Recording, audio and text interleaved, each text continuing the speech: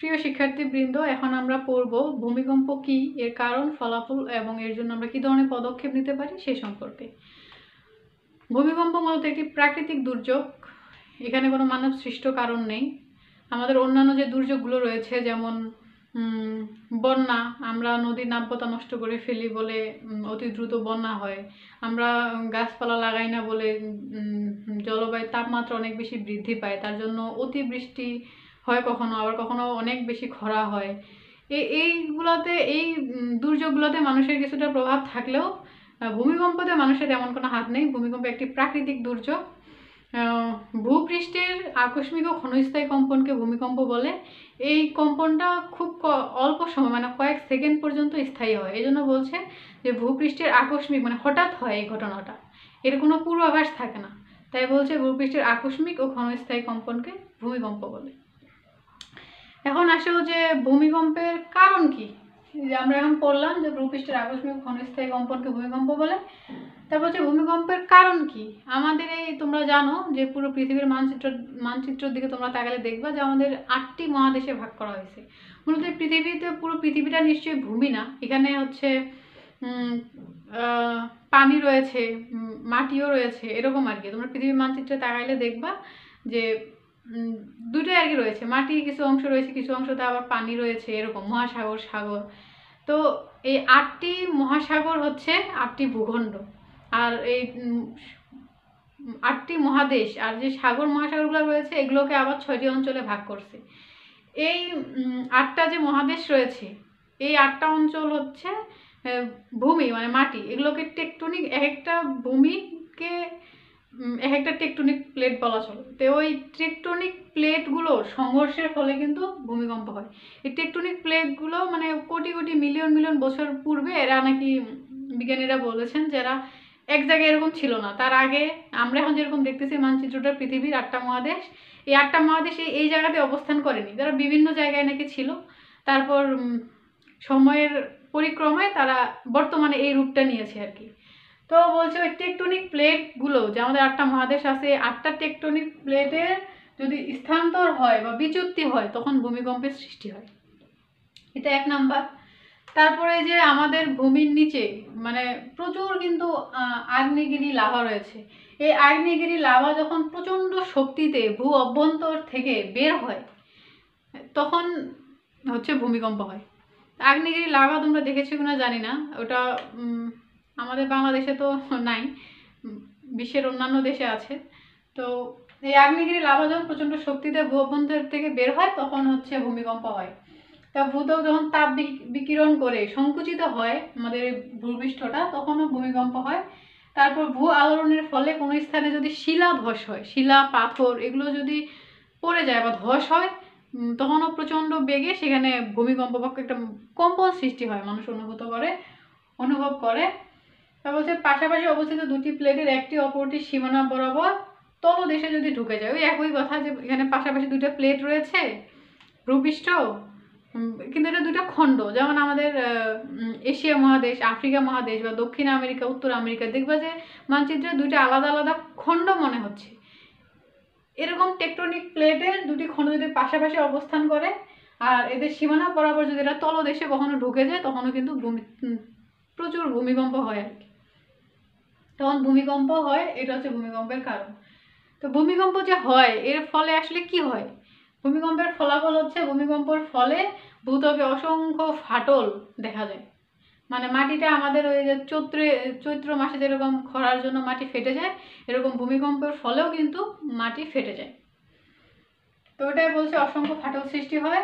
তারপর নদীর গতিপথ পরিবর্তন হয়। তোমরা সবাই জানো আমাদের বাংলাদেশের ব্রহ্মপুত্র নদ কিন্তু 1787 সালে এই ভূমিকম্পর ফলেই তার তলদেশের যখন ভূমিকম্প হয় তখন এই নদীর গতিপথ পরিবর্তন হয়ে যায়।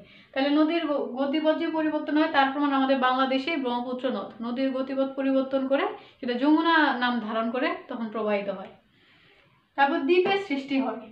এই যত সাগর মহাসাগর যত দ্বীপের সৃষ্টি হয়, যেমন আমাদের একটা সেন্ট মার্টিন দ্বীপ রয়েছে, তারপর সুন্দরবনের কাছে হচ্ছে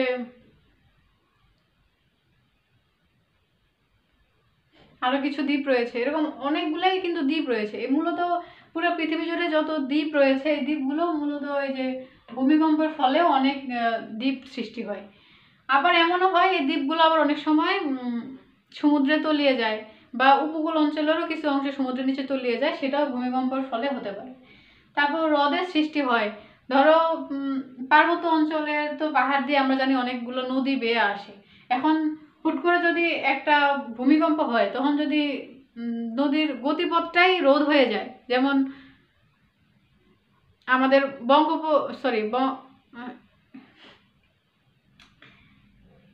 যেমন ব্রহ্মপুত্র নদটারই গতিপথ পরিবর্তন হয়েছিল, এরকম যদি ভূমিকম্পর ফলে কোনো নদীর গতিপথই রোধ হয়ে যায় বা নদীটা আর সামনে আগাইতে না পারে, তখন ওই স্থানে কিন্তু একটা হ্রদের সৃষ্টি হয়। এটাও ভূমিকম্পের কারণে হয়।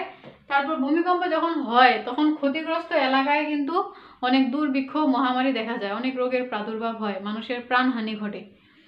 আবার ভূমিকম্পের ফলে আমাদের সড়ক পথ, পানির পাইপলাইন বা বিদ্যুতের গ্যাসের পাইপলাইন বা বিদ্যুৎ লাইন ছিঁড়ে যায়, তখন মানুষ যোগাযোগ বিচ্ছিন্ন হয়ে পড়ে। আর ভূমিকম্পের ধাক্কায় তীরের পানি, সাগরের যে তীরের পানিটা অনেক নিচে নেমে যায়, কিছুক্ষণ পরে সেই পানিটা একদম 15 থেকে 20 মিটার উচ্চতায় আবার উপকূলে এসে আশ্রয় পড়ে। তখন যে জলোচ্ছ্বাসের সৃষ্টি হয় তাই কিন্তু সুনামি বলে। সুনামি শব্দটার সাথে তোমরা সবাই অনেক বেশি পরিচিত। 2004 সালে 26শে ডিসেম্বর এরকম একটা সুনামি হয়েছিল, যখন Japan, Indonesia, Bharat, Thailand, Sri Lanka এই দেশগুলো অনেক বেশি ক্ষতিগ্রস্ত হয়েছিল সুনামির ফলে। মানে একটা বড় ভূমিকম্প হয়েছিল, ভূমিকম্পের ফলে জলোচ্ছ্বাসের সৃষ্টি হয়েছিল, তাকেই সুনামি বলে।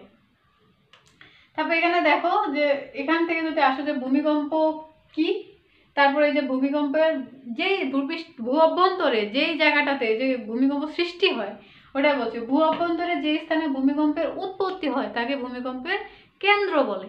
এই যে এটা হচ্ছে কেন্দ্র, ধরো এটা মাটির নিচে একদম ভূ অভ্যন্তরে, মানে মাটির অনেক গভীরে, তো ভূ অভ্যন্তরের এইখানে হচ্ছে কেন্দ্র, যে স্থানে ভূমিকম্পের উৎপত্তিটা হয় তাকে ভূমিকম্পের কেন্দ্র বলে। আর কেন্দ্রের সোজাসুজি উপরে, কেন্দ্রের ঠিক সোজাসুজি উপরে ভূপৃষ্ঠের নাম উপকেন্দ্র। মাটির তো অনেক গভীরে হচ্ছে ভূমিকম্পের উৎপত্তি হয়, তো যেখানে ভূমিকম্পের উৎপত্তি হয় সেটাকে আমরা কেন্দ্র বলতেছি। কিন্তু মাটির উপরে ভূপৃষ্ঠে যেখানে আমরা বসবাস করতেছি সেখানে এসে যখন আমরা ভূমিকম্পটা অনুভব করতেছি যে আমাদের বাড়িঘর ভেঙে যাচ্ছে বা আমরা কম্পন অনুভব করতেছি যেই জায়গাটাতে, সেটা বাংলাদেশে যদি হয় বা শ্রীলঙ্কা হতে পারে, নেপালে হতে পারে, থাইল্যান্ডে হতে পারে, তো ভূপৃষ্ঠের উপরে যেই জায়গাটাতে আমরা হচ্ছে অনুভব করতেছি সেটা হচ্ছে উপকেন্দ্র। এই উপকেন্দ্রটা পৃথিবীর বিভিন্ন স্থান হতে পারে।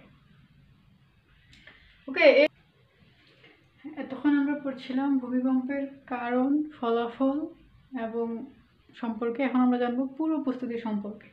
ভূমিকম্প যেহেতু একটি প্রাকৃতিক দুর্যোগ, এটি প্রতিরোধ করা সম্ভব নয়, সো আমাদেরকে পূর্ব প্রস্তুতি নিয়ে থাকতে হবে ভূমিকম্পের ক্ষয়ক্ষতি থেকে বাঁচার জন্য। পূর্ব প্রস্তুতির স্বরূপ আমরা প্রথমে ন্যাশনাল বিল্ডিং কোড অনুসরণ করে দক্ষ প্রকৌশলী দিয়ে এবং ভালো নির্মাণ সামগ্রী দিয়ে আমরা আমাদের বাড়ি নির্মাণ করব, যাতে সেটা ভূমিকম্পের টেকসই হয়। এরপর হচ্ছে দুটি বাড়ির মাঝে নিরাপদ দূরত্ব বজায় রাখতে হবে। বাড়ি থেকে বের হওয়ার একাধিক পথ ও বহুতল ভবন থাকলে জরুরি সিঁড়ি রাখতে হবে, যেন ভূমিকম্পের সময় আমাদের বের হতে সুবিধা হয়, ক্ষয়ক্ষতি কম হয়। বিদ্যুৎ, গ্যাস লাইন ত্রুটিমুক্ত রাখতে হবে এবং যখন ভূমিকম্প হবে তখন এই সুইচগুলো আমাদেরকে দ্রুত বন্ধ করে দিতে হবে। হচ্ছে ফেরোসিমেন্ট দিয়ে দেওয়ালে যদি প্রলেপ দিই তাহলে এর ভূমিকম্প সহনশীল ক্ষমতাটা বৃদ্ধি পায়। আর ভূমিকম্পের সময় তাড়াহুড়া না করে খোলা জায়গায় আমাদেরকে অবস্থান করতে হবে। এই ছিল আমাদের সিম্পল ভূমিকম্পের ফলাফল সম্পর্কে আলোচনা।